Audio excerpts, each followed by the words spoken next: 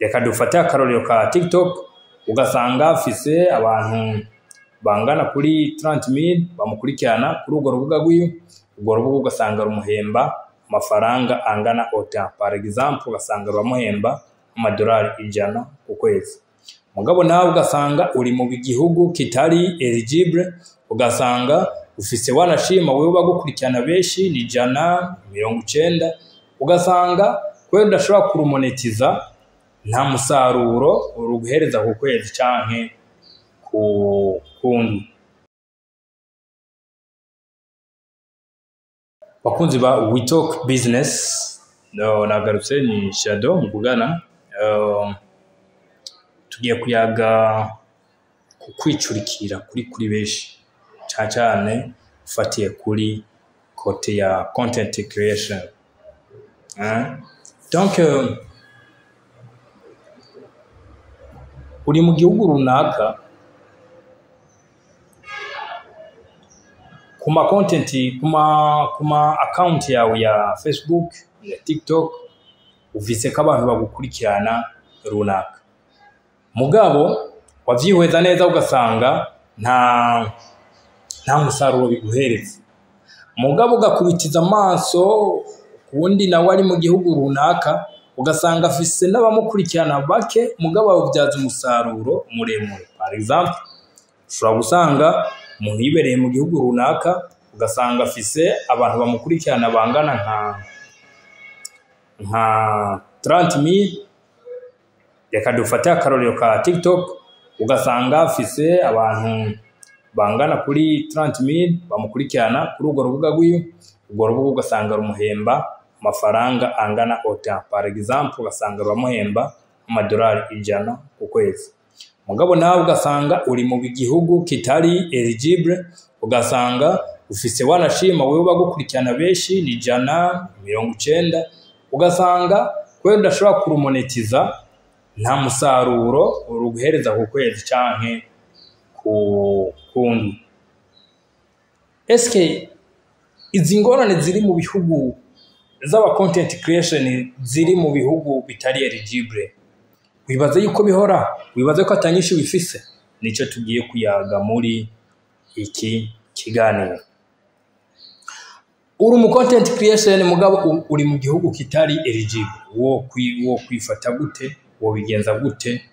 Woja kuri standard y'abandi bantu bari mu bihugu biri eligible gute? Nico kintu, niyo nyishu ndakuzaniye. Voilà. Meshere zami, kuva kera na hose umuntu agirwa n'abandi, ukaba uzi yuko ufise iyo mpano yo kuba umu content creation, kavugana ama content ndayakora, ndafise telefone nziza, ndafise ibikoresho vyiza, etc. suite. Mugabo ukaba wumva ati kuvishira kuri account zanje ntaco biza kumpereza. Ni iki kintu tugira tuyage. Ava yuko ico tugishikako nagira mba ndabagire n'amaburiburi nk'ama content aha mu Burundi canke meme naho uri mu Burundi ukabona mu bindi bihugu ushobora gukora, ugashobora kuba uronka abantu bagukurikirana ku bwinshi. Iya mbere ni content ijanye donc itavuga, irimiwe, werekana ibintu runaka. Iyo content ikintu cyambere zo gufasha irabwa n'umuntu azi kuvuga no utazi kuvuga. Uwuze kuvuga icongereza, igifaransa, ikiespanyol, igitaliyano, uwari we wese araza kugira iki kugukurikirana. Donc c'est très important. Iyo ni imwe mu ma content creation ntarigera mbona ngaha mu Burundi. Nawe ubwawe nimba uzi umu content creation yoba afise iyo niche ngaha mu Burundi, yoba ari mu Burundi canke hanze y'amakungu, urashobora kumumbwira. Mugabo bwanje nta exemple mfise. C'est très important rero. Iyo ni imwe mu manishi umuntu iyo ayifasha akayigumako, akaba consistent, akaba rigiriye kuduza urubuga rwiwe, kuduza donc ibihangano vyiwe, biba vyoroshe cyane gose. Hariho business imwe nibaza yuko itimirije kuva donc kubona yuko yagabanije power muri iyi myaka turimo ni ikintu cyo kubaka izina, kubaka izina. Donc to build your brand, kubaka izina ryawe mu kintu cyawe. Iyo ni imwe mu ma business, donc mu ma projet atimirije kugira iki guhera vuba. Izindi zose ziraba concurrence, ariko iyo nibaza yuko itagiye, kuko abantu bamamaza, abantu bashaka kumenyekanisha ivyabo, amakampani, abakina abandi bashaka kumenyekana, bose baguma baza byinshi, kandi turabona yuko ariyo isi iterije. Nabemereye kubabwira iki uko umuntu yo kwifata mu gihe ari mu content creation mugabo akaba aba mu gihugu kiri no eligible.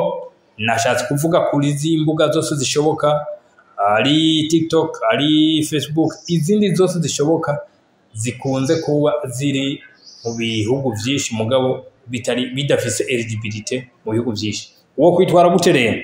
Ukaba uri mu content creation, video wayikoze, account urayifise, hereza account ujya muntu ari mu bihugu biri muri eligible. Iki nazokora ni iki?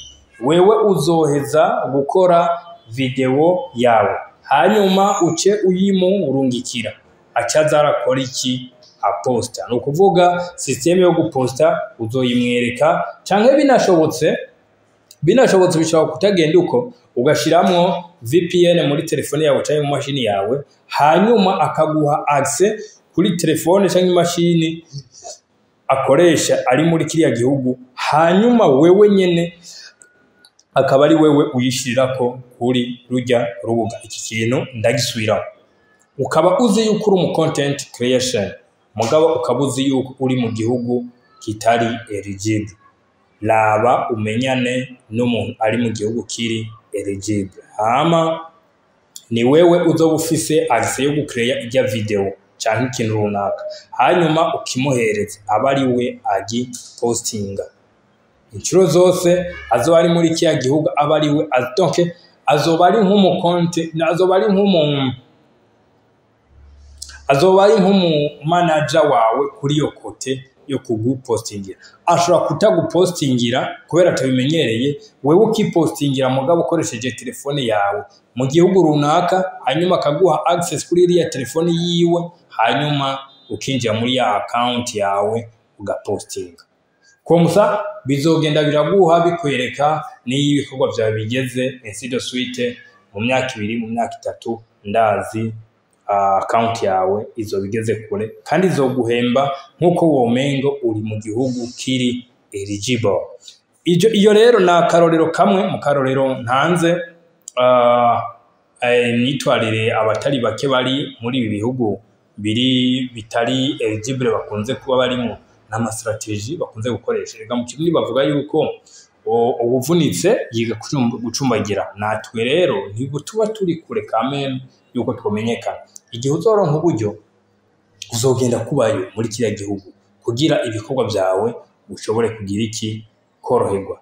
Aho uri ntibahakuboheye, nimba utari mwibohero. Uwundi muntu niwe yavuze, ni 50 Cent yavuze nti amahirwe ya mbere ufise uzobura bigatuma atantambwe wotera ni mu gihe uzoba uri mwibohero. Nawe mu gihe utari mwibohero, mencereza vone meme kite aho uherereye mugabo ugende muri miriye ikorohereza kugira akazi kawe kakorohe. Erega wewe nimba udashoboye kugira izo mpuwe z'ubuzima bwawe utari ko buragenda uko ushaka kandi bwategetse kugenda uko ushaka, nta wundi muntu azogira impuwe mu gishingo cawe. Niyo mpamvu bujya hajya navuga ni donc na discipline. Ntuzogira discipline mu gihe udafise iyo ushaka kugira. Nta n'umuntu azogutera ingoga agutere donc kuba wokora cyane kugira iki bitavuye muri wewe. Ni wewe mutwe, ni wewe, donc ubuzima bwawe nta wundi muntu ari hafi yabwo usumba wewe. Nta n'uwundi muntu ari mu buzima bw'iwawe atari wewe. Wewe rero kwifatira ingingo nimba uri mu content creation, ni byiza yuko iyi video uyumva binshobotse ukumva ati ikintu ndumva yuko no gikorera ko kugira urabe yuko ibikorwa uri kurakora bishobora kwisunura par rapport uko birababaje usanga mu content creation umwe afise amukurikirana bangana uku ni bakeya mugabo afaronka amafaranga angana uku ku kwezi nawe ufise benshi cyane gose mugabo ntana inframbu woronka ku kwezi birababaje cyane kandi wirigura ko donc mes chers amis nico nagira ndababwire nibaza yuko mugihanahane mugire partage mugire like iri mu mbaye baryoheye hanyuma ndayifurize amahoro n'amafaranga aho muri hose ciao ciao